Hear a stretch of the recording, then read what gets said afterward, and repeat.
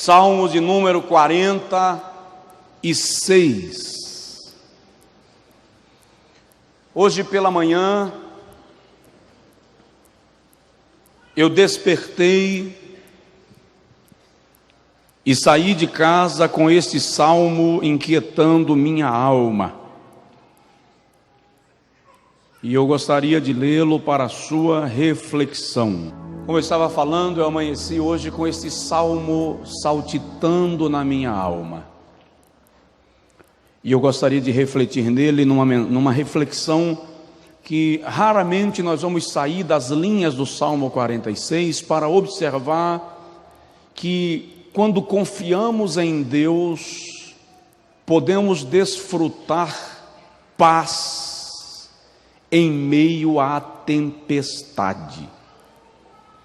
Diz assim o Salmo: Deus é o nosso refúgio e fortaleza, socorro bem presente na angústia. Pelo que não temeremos, ainda que a terra se mude, e ainda que os montes se projetem ou se transportem para o meio dos mares, ainda que as águas rujam e se perturbem, ainda que os montes se abalem pela sua braveza. Há um rio cujas correntes alegram a cidade de Deus, o santuário das moradas do Altíssimo. Deus está no meio dela, não será abalada. Deus a ajudará ao romper da manhã. Bramam nações, reinos se abalam. Ele levanta a sua voz e a terra se derrete. O Senhor dos exércitos está conosco. O Deus de Jacó é o nosso refúgio. Vinde, contemplai as obras do Senhor, as desolações que tem feito na terra. Ele faz cessar as guerras até os confins da terra, quebra o arco e corta a lança, queima os carros no fogo. Aquietai-vos e sabei que eu sou Deus. Serei exaltado entre as nações, sou exaltado sobre a terra. O Senhor dos exércitos está conosco, o Deus de Jacó é o nosso refúgio. Aleluia. Diga comigo: Senhor, eu quero desfrutar paz em meio à tribulação. Qual é o segredo? Como está em paz quando o mundo desaba aos seus pés? Como está em paz quando o seu mundo explode e você não pode fazer nada? Como manter um sentimento de tranquilidade quando todos à sua volta estão em crise existencial ou crises existenciais?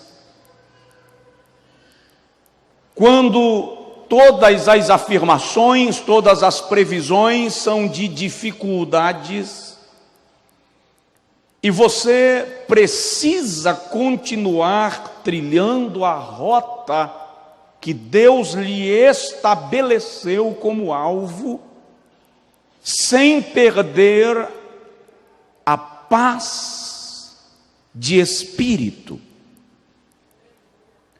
Paz não é ausência de problema. Paz não é ausência de guerras ou conflitos.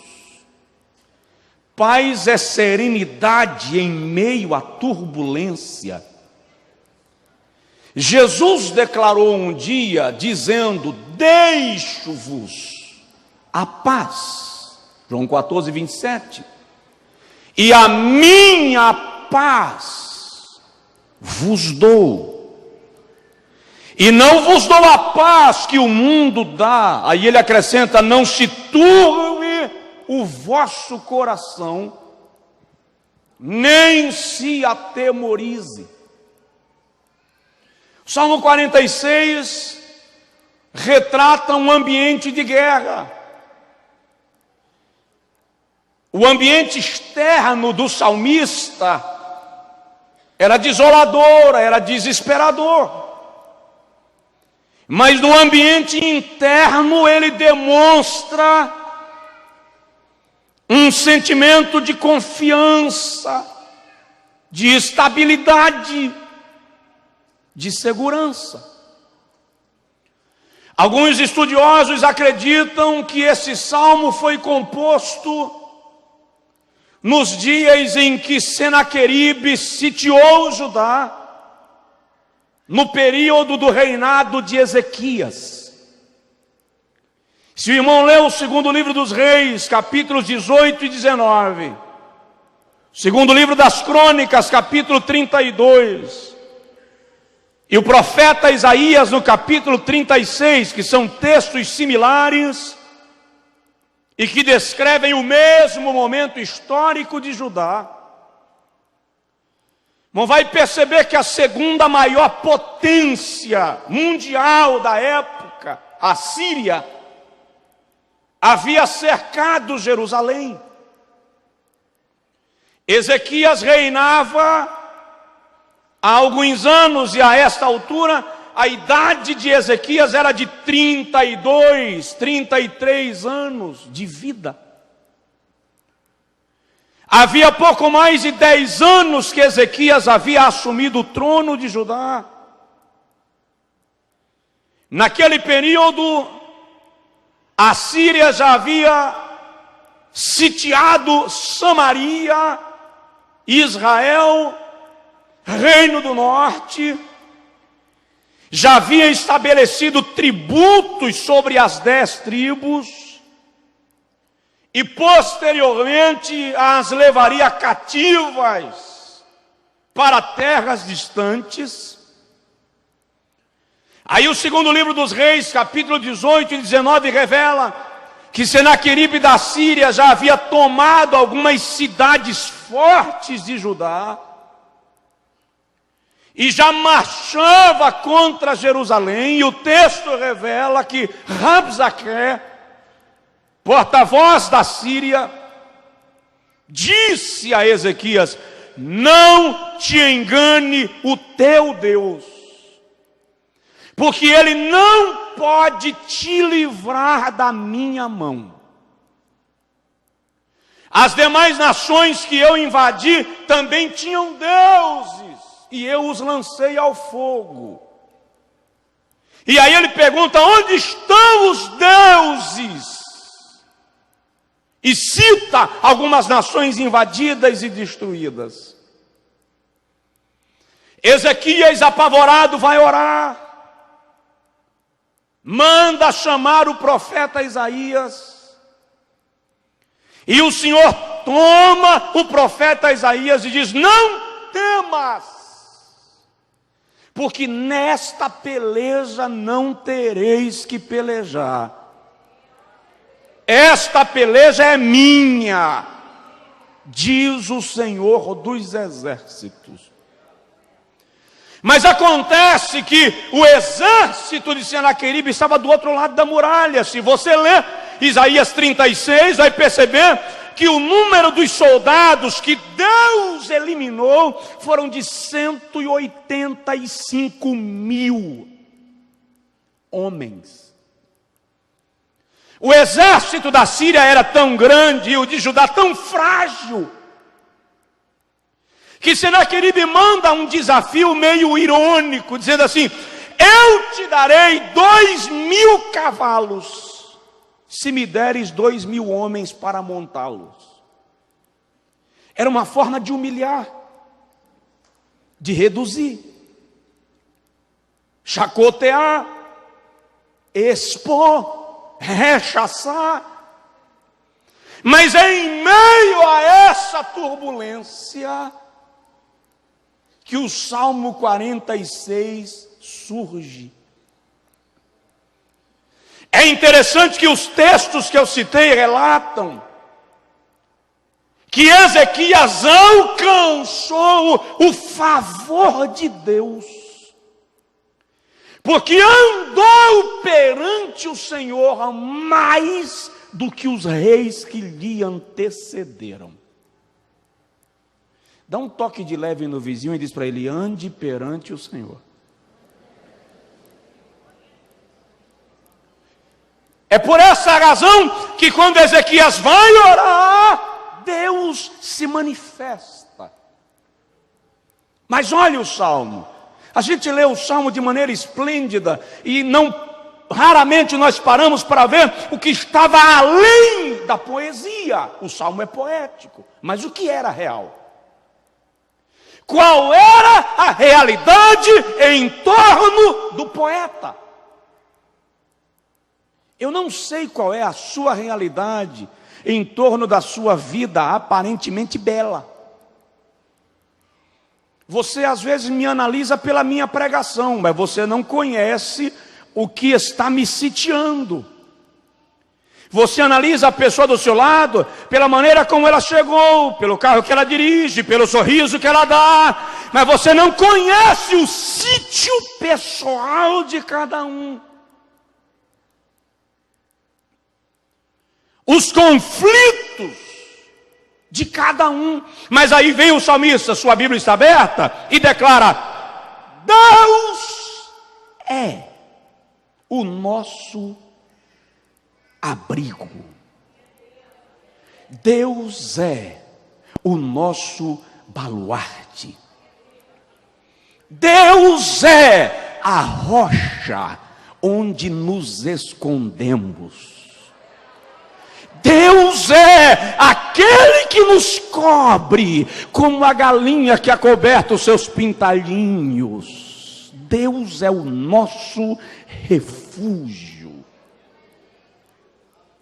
Em algumas versões o texto diz: Deus é o nosso rochedo forte.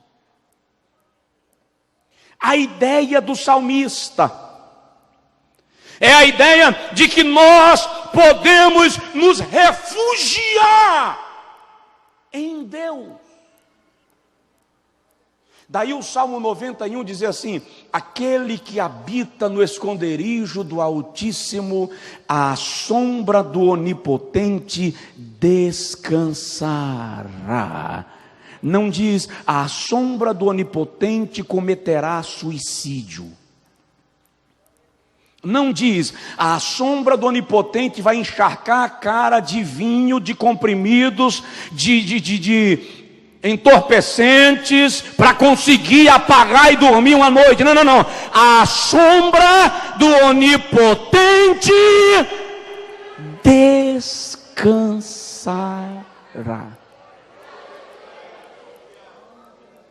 Você está descansando?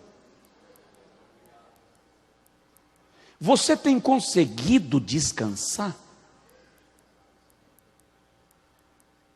Não pergunta porque Deus me deu essa mensagem, porque Ele não tem que me dizer porque que me dá uma mensagem.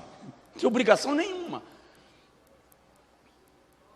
Mas a pergunta é: se Deus é o meu refúgio e fortaleza, e é o meu socorro bem presente na angústia,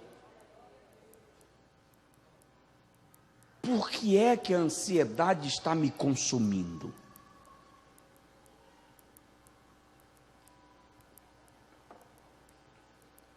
Dá uma provocada no vizinho e diz para ele: você tem um rochedo. Você tem um esconderijo. Direi do Senhor, Ele é o meu Deus. Salmo 91. O Altíssimo é a tua habitação. nenhum mal te sucederá, nem praga alguma chegará à tua tenda. Não temas espanto noturno, nem seta que voe de dia, nem mortandade que ande na escuridão, nem peste que assole ao meio-dia. Porque 1000 cairão ao teu lado e 10.000 à tua direita, mas Deus é o nosso refúgio e fortaleza, portanto tu não serás atingido.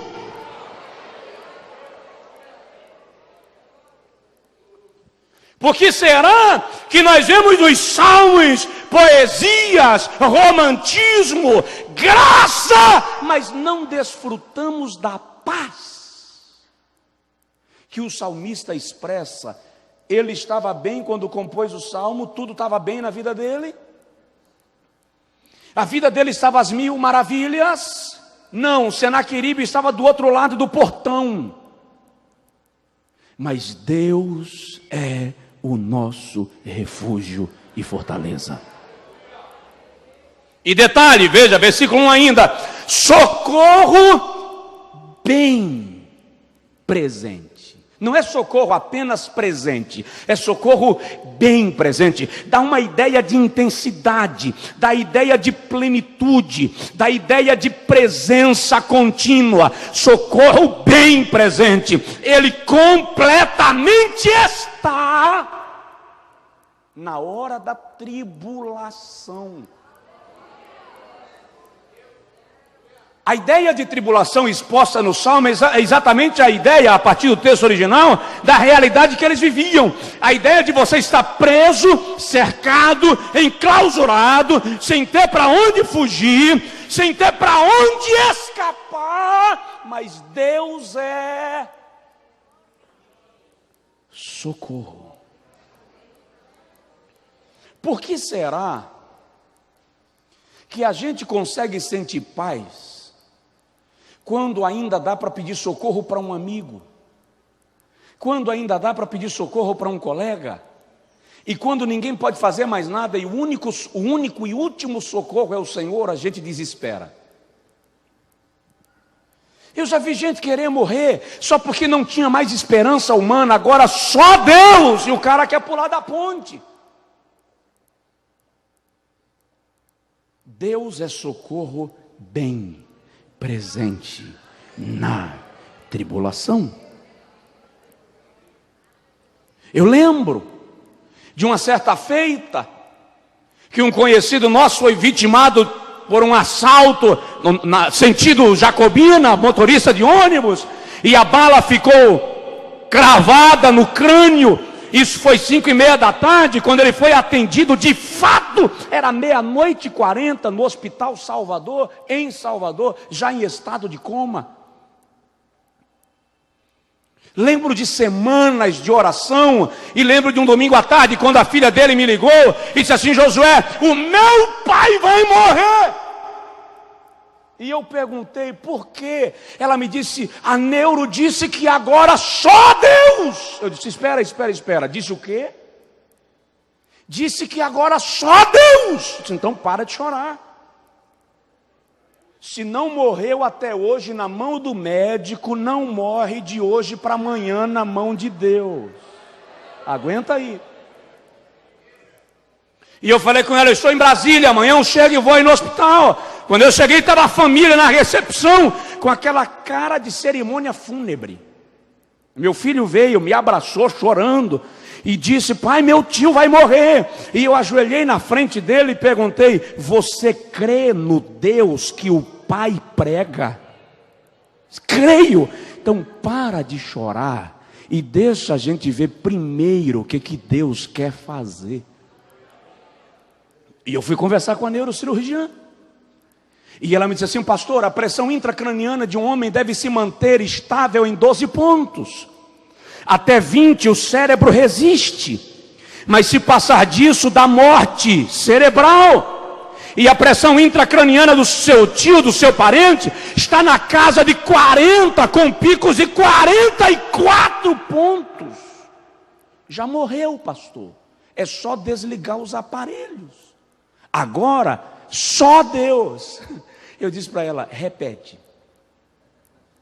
Ela disse, só Deus. Eu disse, repete mais uma vez. Ela disse, isso não é brincadeira, pastor. Eu disse, eu sei, estou querendo que você repita, porque isso é sério. Repete. Ela fez, só Deus. Eu disse, então é aí que eu estou me segurando. Dá licença que eu vou lá em cima.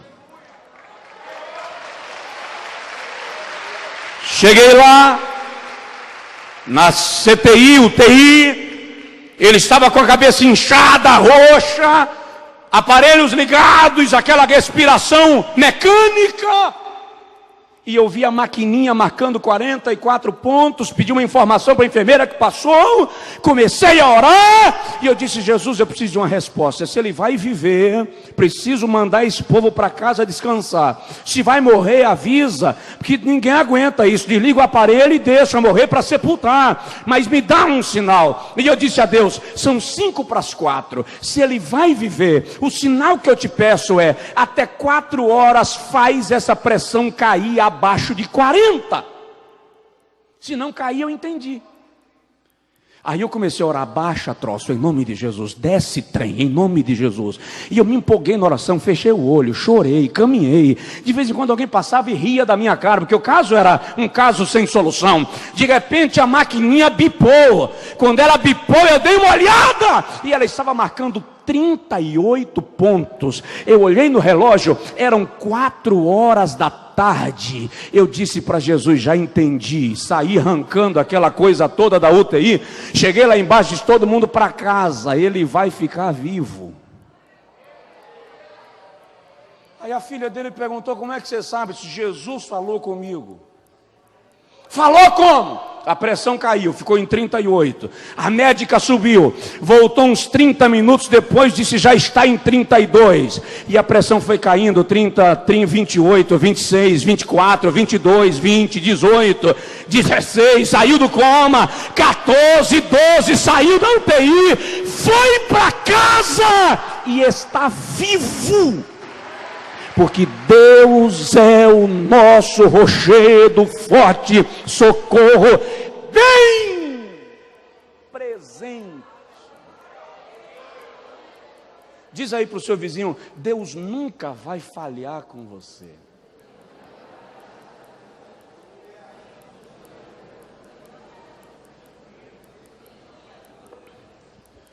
Agora veja o salmo comigo, por favor. Olha o que o salmista descreve, uma catástrofe. O salmista descreve aqui um fim de mundo. Ele diz assim, versículo 2, não temeremos. Diga aí, não temerei. Ainda que a terra se mude. Você já parou para perceber que a terra está mudando? Já parou para perceber que para nós deveria ser, pelo menos diante daquilo que a gente está acostumado, verão e é inverno? A ciência diz que aquela tsunami que ocorreu há 5, 6 anos atrás alterou a posição do Polo Norte alguns centímetros, reduziu o tempo do nosso dia, alterou o gráfico, o desenho, o mapeamento do planeta. As estações estão em processo de alteração. A Antártida está em descongelamento. Os planetas estão em movimentação. A Terra está mudando.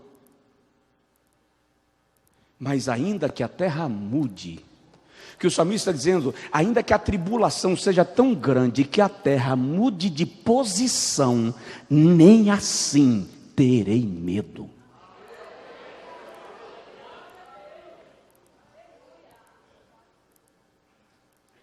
A vida do cristão não é só bonança.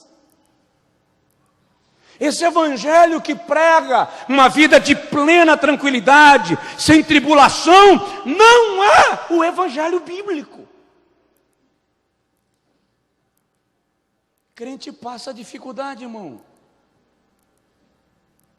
Crente passa luta. Crente chora.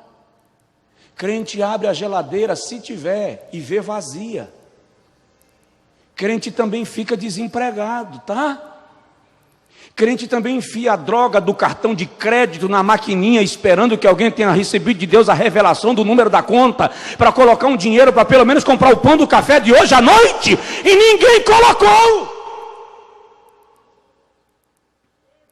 Mas ainda que a terra mude de posição, não temerei. É o que diz o salmista. Pergunta para o teu vizinho: você está com medo de quê? Olha lá, ainda que a terra se mude, e ainda que os montes se projetem para o meio dos mares. Lembra das tsunamis?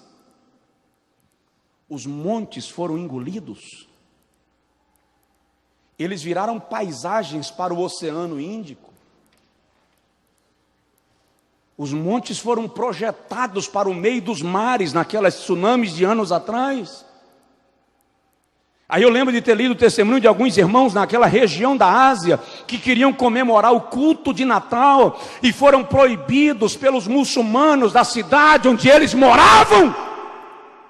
E eles tiveram que ir fazer o culto de Natal no cume do monte que ficava fora da cidade. A cidade inteira foi devorada pela tsunami, mas eles estavam lá em cima cantando e celebrando Jesus vivo, poderoso, que nunca falha. Ainda que os montes se projetem para o meio dos mares, não temerei. Isso aqui está falando de uma catástrofe natural. A terra se abala, os mares engolem os montes e mais, e as águas rugem e se perturbam. Isso aqui é um maremoto. O salmista descreve uma tsunami com um abalo sísmico, seguido de um maremoto, e ele diz assim: ainda assim, não terei medo. Vamos lá, para um pouquinho e pensa em você mesmo. Você está crente nesse nível? Está confiando nesse nível? Ou você está ficando sem dormir por coisas tão menores do que um maremoto?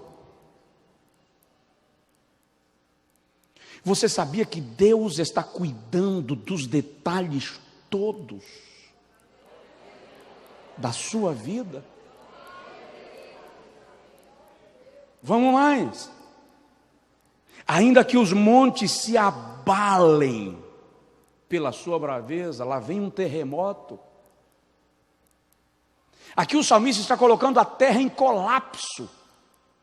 Ele estava cercado, ele estava vendo o seu mundo ruir, ele estava vendo o seu projeto desmoronar. Senaqueribe estava do outro lado da muralha, ia invadir Jerusalém, e ele diz: o mundo ruiu, acabou, mas nem assim terei medo.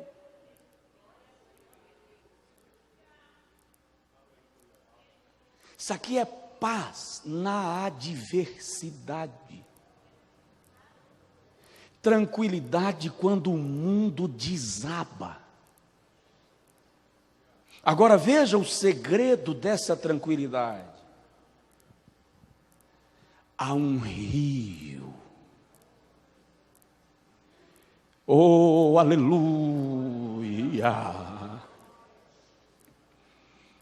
Há um rio cujas correntes alegram a cidade de Deus. Jerusalém não tinha rio passando por ela, como grandes outras cidades da época.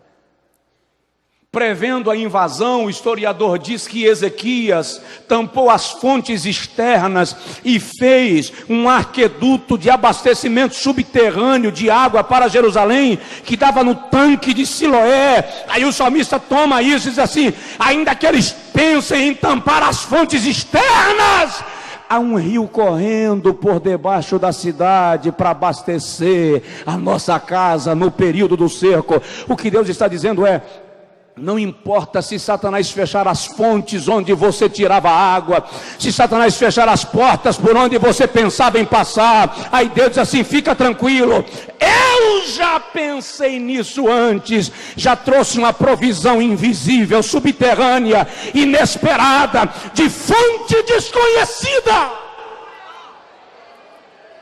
A ideia aqui é paz, paz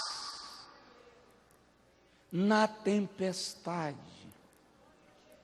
A ideia do rio aqui traz uma sensação de suavidade, de perenidade, de tranquilidade, de água escoando suavemente. Há um rio, diz aí para o seu vizinho: a paz para você.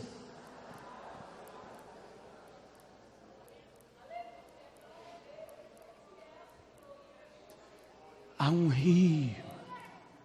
Coloque assim a mão no peito e diga: há um rio cujas correntes alegram.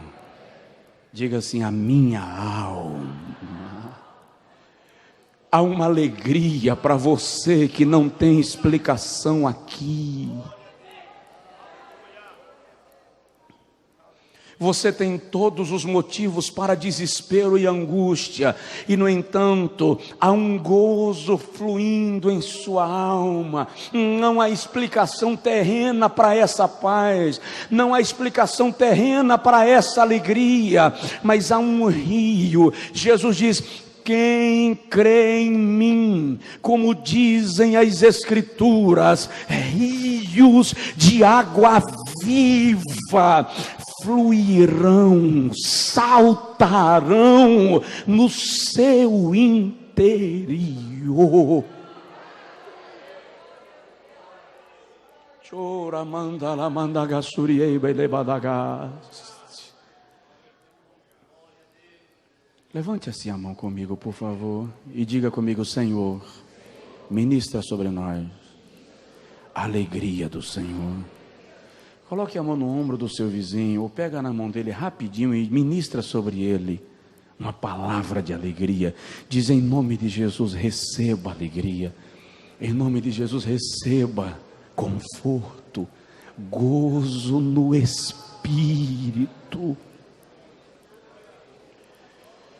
Oh, aleluia. Você já viveu aquela situação de visitar um irmão que está muito doente? Ou você vai visitar uma família que acabou de perder uma pessoa amada, aí você vai levar uma palavra de consolo. Quando chega lá, você é consolado por quem devia ser consolado por você. Há um rio. Eu visitei esta semana um pastor amigo, a esposa dele partiu para a eternidade. Pastor Vanderlei de Cafarnaum.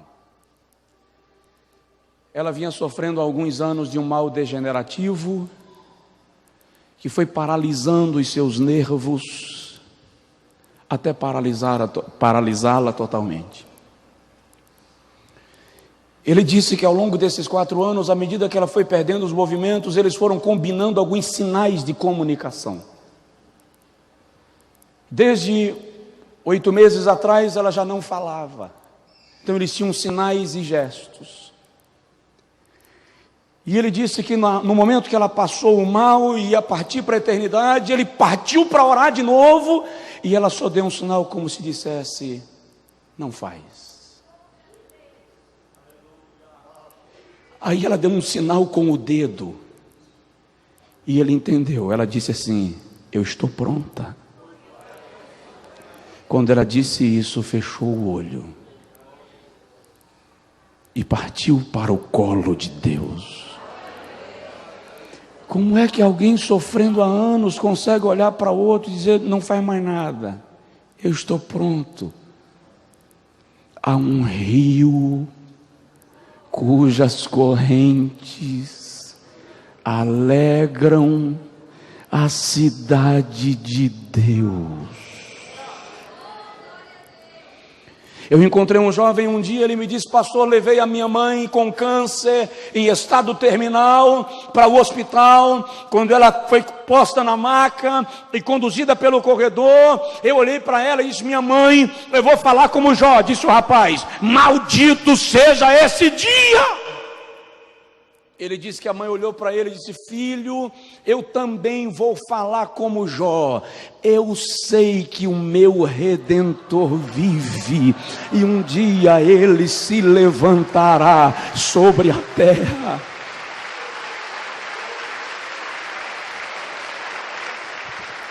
Como se explica isso? Há um rio cujas correntes alegram a cidade de Deus. Dá um toque de leve no vizinho e diz para ele: há um rio.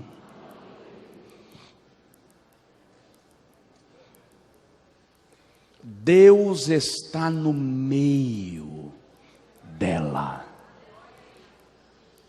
Não será abalada. Volta para o versículo 2: a terra se muda, as águas rugem, os montes se projetam para os mares. Aí o salmista vem e diz assim: não será abalada. Compara o versículo 2 com o versículo de número 5, e você vai perguntar como? Se lá fora a terra mudou, os montes estão rugindo, se projetando para os mares, águas rugem, montes se abalam, por que aqui não será abalada? Não importa o que está acontecendo ao seu redor. Acontece que na cidade de Deus existe equilíbrio. Por quê? Porque Deus está no meio dela. Onde Deus está, Ele garante sustento, cuidado e cobertura. Do lado de fora o mundo desaba e as pessoas ficam esperando a sua reação. Há situações na vida que sua vida está desabando e as pessoas estão olhando para você para esperar a sua reação. Vamos ver como ele reage, vamos ver se sobrevive, vamos ver se sai dessa. Qual é a resposta que ele ou ela vai dar? E você permanece calado e ninguém entende, porque há um rio e Deus está no meio dela. Não será abalada. Os que confiam no Senhor são como os montes de Sião, que não se abalam, mas permanece para sempre.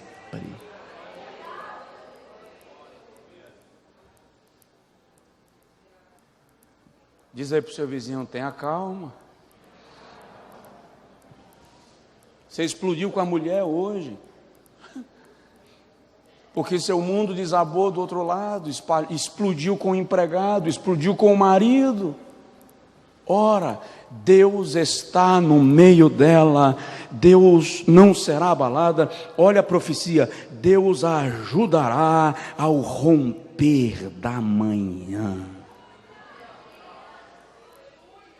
Se você ler Isaías 36, 37, vai ver que foi na madrugada que o anjo de Deus veio e matou os 185 mil soldados de Senaqueribe. E a Bíblia diz: quando amanheceu o dia, o arraial estava exterminado. Vamos lá? A Bíblia diz assim: não tosquenejará, nem dormirá o guarda de Israel. Sabe o que é que isso significa? Segura isso, porque isso é fato, é bíblico e é profético.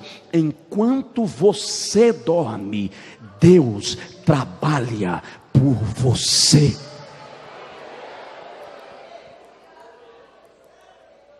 Deus a ajudará a romper da manhã. A Bíblia diz assim: o choro, Salmo 35, pode durar a noite inteira, mas a alegria vem. Que horas? Ao amanhecer. Há um novo dia de Deus para a sua vida diante da tribulação que você passa. Esse dia não é eterno, essa noite vai ter fim. O sol da justiça vai brilhar e vai trazer cura para a sua vida e para a sua alma, e você vai saltar como bezerro da estrebaria, porque Deus te ajudará. Ao romper da manhã, eu vou repetir, na introdução eu disse, o salmo era para Jerusalém. Senaqueribe havia sitiado Judá. Mas aí vem uma promessa, Deus trabalha. Isaías 64:4 diz que desde a antiguidade não se viu, nem com ouvidos se percebeu, um Deus além de ti, que trabalha por aqueles que nele esperam. Diz para o seu vizinho, aprenda a esperar em Deus. As nações se embravecem, reinos se abalam. Você já parou para perceber que muitas vezes nós nos damos o trabalho de responder a ameaças? As nações se embravecem, reinos se abalam, você ouve rumores e se perturba com rumores, você ouve ameaças e se perturba com ameaças, você ouve chantagens e se perturba com chantagens, mas o texto diz assim, quando ele levantar a voz, ele levanta a sua voz, e a terra se derrete. Deixa Senaqueribe falar. Deixa Datã, Coré e Abirão falarem. Deixa James e Jambres falarem, inimigos de Paulo. A última palavra é de Deus. E quando ele brada, a terra se derrete. Ninguém consegue ouvir a voz de Deus e gritar contra ele. Ninguém consegue contestar quando Deus fala. Então espera Deus bradar em teu favor. Ele levanta a sua voz e a terra se derrete. O Senhor dos exércitos está conosco. O Deus de Jacó é o nosso refúgio, nossa torre forte, nosso baluarte. Já vou terminando. Vinde, contemplai as obras do Senhor. Que obras do Senhor? Aqui está falando do extermínio do exército. Arcos estavam lançados, carros arrebentados, soldados eliminados. Ele faz cessar a guerra até os fins da terra, quebra o arco, corta a lança, queima os carros no fogo.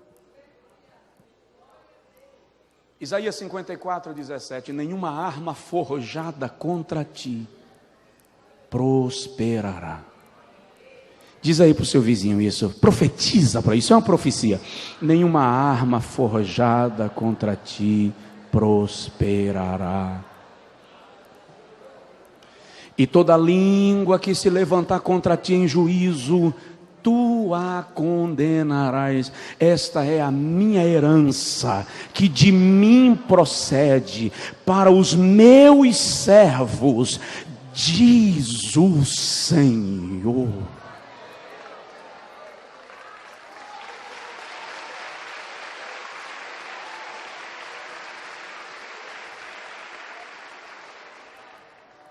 Fique em pé, por gentileza.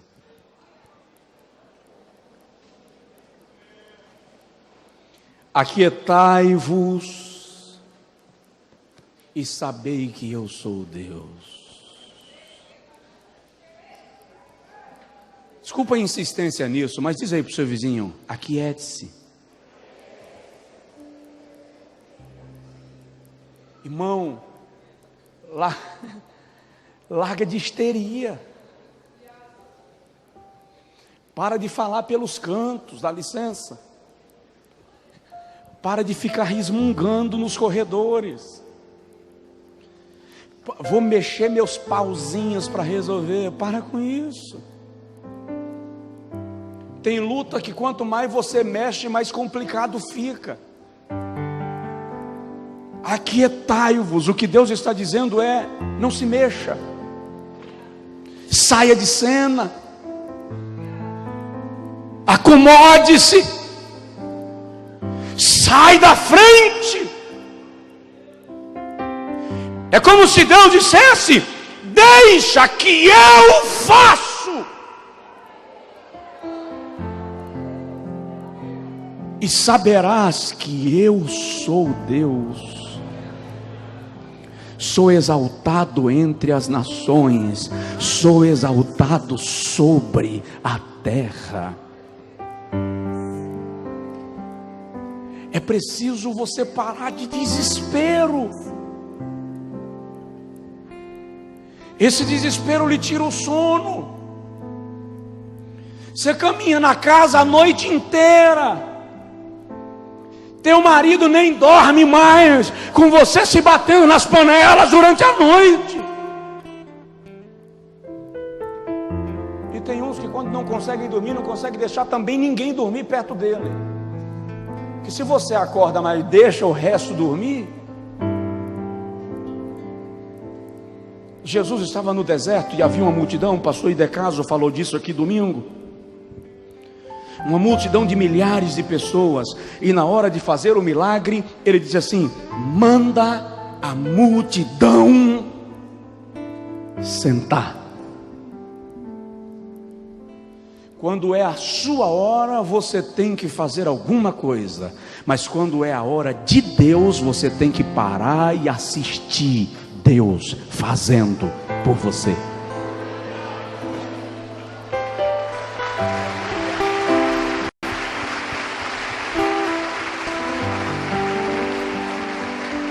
Eu quero orar com você agora. Esta foi a palavra que Deus me trouxe na manhã desse dia. E ela caminhou na minha alma o dia inteiro. E eu me encontrei com alguém hoje que estava sofrendo, que está sofrendo. E a palavra que eu pude dizer foi: há uma paz de Deus para sua alma. Há um rio cujas correntes alegram a cidade de Deus. Há uma paz de Deus para sua alma. Chega em casa hoje à noite e diz como o salmista: em paz me deitarei e dormirei, porque só Tu, Senhor, me fazes descansar em segurança. E preste atenção nisso: eu sou o pai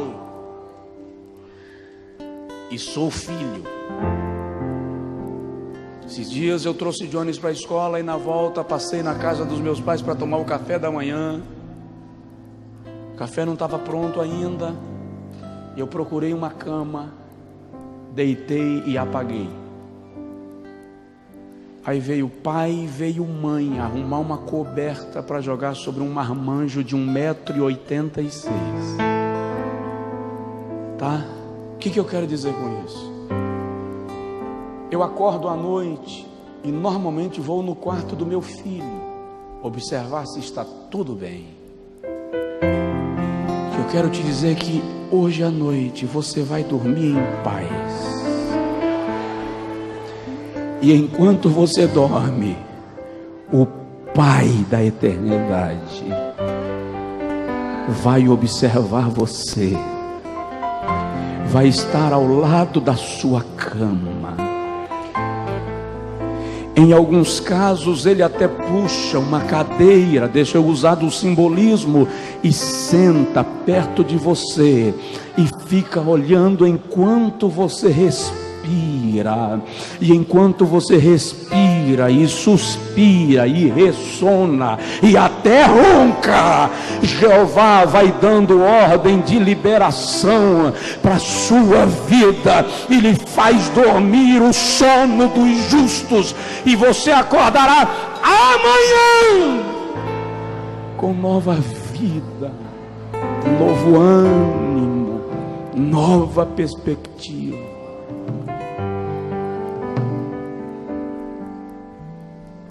Ore agora e diz para o Senhor: quero essa paz do salmista. Pode orar aí com as suas palavras.